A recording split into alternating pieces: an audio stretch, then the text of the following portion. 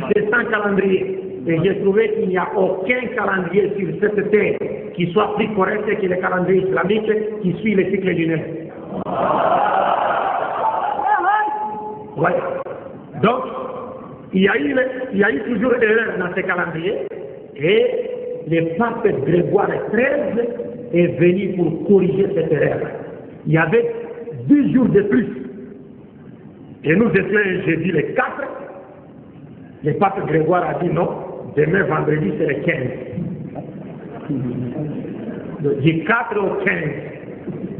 Le pape Grégoire XIII, c'est pourquoi l'actuel calendrier s'appelait le calendrier grégorien. Parce que celui qui l'a modifié, c'est le pape Grégoire XIII.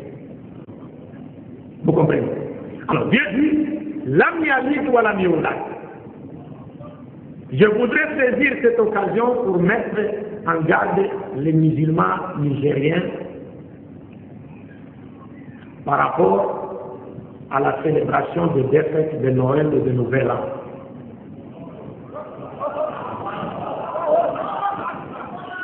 Le prophète Mohammed sallallahu alayhi wa sallam nous a dit dans un hadith, Man tashabbaha bi qawmin fa huwa minhum. Celui qui imite un peuple, il fait partie de lui. Parce que, oui, dans certains pays musulmans, j'ai constaté cela notamment en Afrique, où des musulmans s'acharnent à fêter la Noël et la Saint-Sylvestre. Mais qu'ils connaissent au moins les notions contraires à l'islam que véhiculent ces fêtes.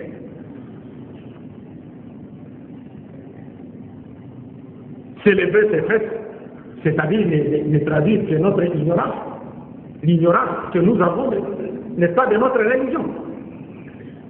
Parce qu'en réalité, c'est lui qui célèbre la fête de Noël. Et il va en réalité nous dire quoi? Parce que pour les chrétiens, les jours de Noël, c'est le jour où Dieu est venu sur la terre sous forme humaine à la personne de Jésus, en étant d'une femme à la personne de Marie.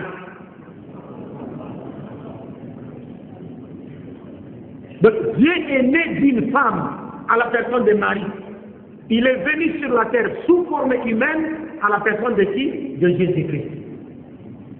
Donc quand des musulmans s'acharnent à célébrer cette fête, en réalité, ils veulent nous dire qu'ils sont d'accord avec les chrétiens que Dieu est effectivement né d'une femme à la personne de Marie et il est effectivement venu sur la terre sous forme humaine à la personne de Jésus-Christ.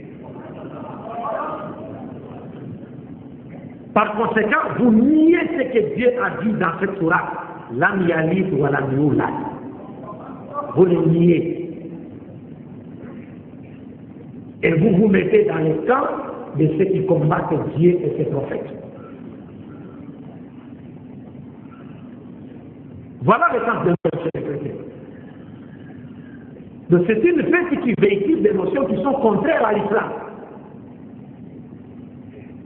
Quant à la fête appelée la Saint-Sylvestre, d'abord Sylvestre c'est qui? C'est le nom des noms. Sylvestre. C'est le 33e pape de l'Église catholique romaine. Pourquoi lui a-t-on dédié cette journée-là? Le 31 décembre. D'abord, lui-même est né le 31 décembre. Puis il est devenu pape le 31 décembre. Et les catholiques lui ont dédié la journée 31 décembre parce que c'est le pape Sylvestre qui avait pour peser de tout son poids pour que la divinité de Jésus-Christ soit imposée sur toutes les familles de l'Empire romain au concile de Nicée à l'an 325 de notre ère. Donc c'est lui qui a fait que Jésus-Christ soit aujourd'hui reconnu par certains comme étant Dieu. Maintenant, en reconnaissance aux efforts que Sylvestre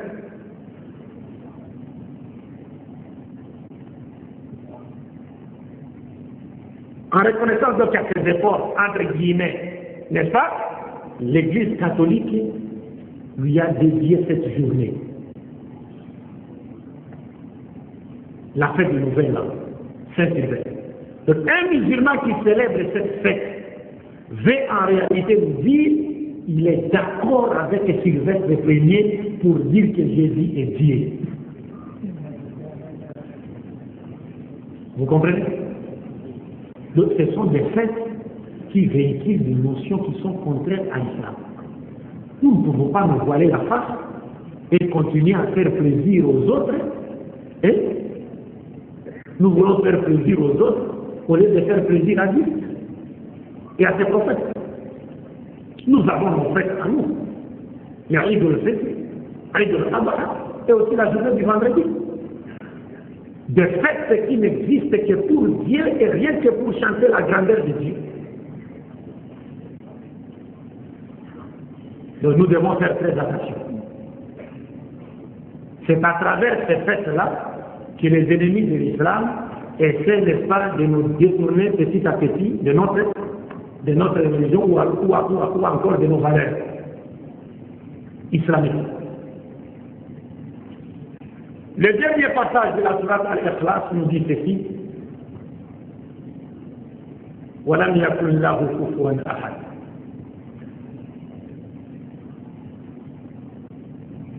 C'est-à-dire, ces versets nous présentent Dieu comme étant le tout autre.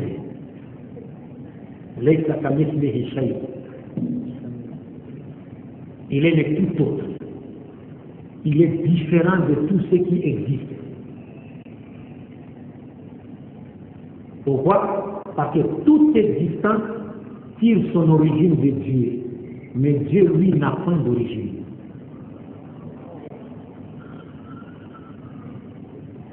Il n'a pas d'origine. Tout ce qui existe tire son origine de Dieu, mais Dieu, lui, n'a point d'origine. C'est un mystère. Il est plus une question pour l'être humain qui vit, n'est-ce pas, dans l'espace et le temps, qu'une réponse pour lui. Il est le tout autre. Celui qui le compare, qui l'assimile, qui le montre, ne le désigne pas. Parce qu'il est le tout autre. Et pour terminer, nous pouvons dire sans avoir peur d'être contredit par quiconque que dans cette sourate, dans les premiers versets de cette sourate, le prophète nous a indiqué les noms propres de son Seigneur Allah. Oui, il nous a indiqué sa nature comme étant unique et partant, il a porté un coup dur sur toutes les doctrines, n'est-ce pas, qui attachent à l'essence divine la dualité ou la multiplicité.